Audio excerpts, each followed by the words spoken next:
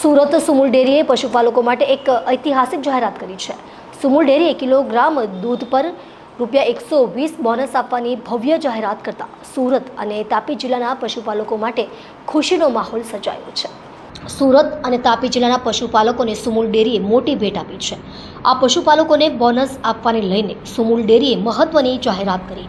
સુમુલ ડેરીના ચેરમેન દ્વારા કરવામાં આવેલી જાહેરાત મુજબ પશુપાલકોને કિલોગ્રામ ફેટ દીઠ ₹120 બોનસ આપવામાં આવશે। ખેડૂતોને અને પશુપાલકોને ધ્યાનમાં રાખીને દૂધના ભાવ ફેર અને બોનસની જાહેરાત કરવામાં આવી છે। સુમુલ ડેરીના ડિરેક્ટરે જણાવ્યું હતું કે ખેડૂતો અને પશુપાલકોની આવકમાં વધારો થાય તેવો તેમનો પ્રયાસ હંમેશા રહ્યો છે।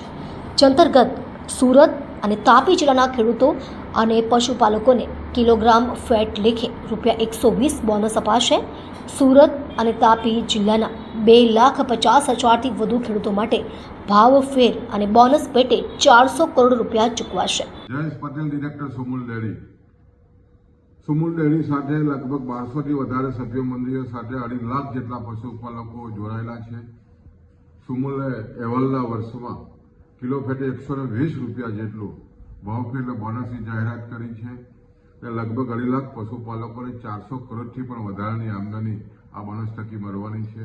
અને ખાસ કરીને માનસિંહભાઈ પટેલના નેતૃત્વમાં કરકસભર વહીવટને કારણે શક્ય બન્યું છે। છેલ્લા 5 વર્ષમાં જે રીતે આ ડેરીએ પ્રગતિ કરી છે અને ખાસ કરીને પશુપાલકોની ચિંતા કરી છે અને દેશના વડાપ્રધાન શ્રી મોદી સાહેબનું પણ સપનું છે કે ખેડૂતોની આવક બમણી થાય દિશાના પ્રયત્ન સહકારની સમૃદ્ધિ મારફત જે રીતે સુમુલ કરી રહી છે અને આવનારા દિવસોમાં ખૂબ જ ઝડપથી પશુપાલકોને જે રીતે આર્થિક યોગદાન આપી રહી છે એને કારણે સમગ્ર સુરત તાપી જિલ્લાના પશુપાલકોમાં ખૂબ જ આનંદની લાગણી છવાઈ છે।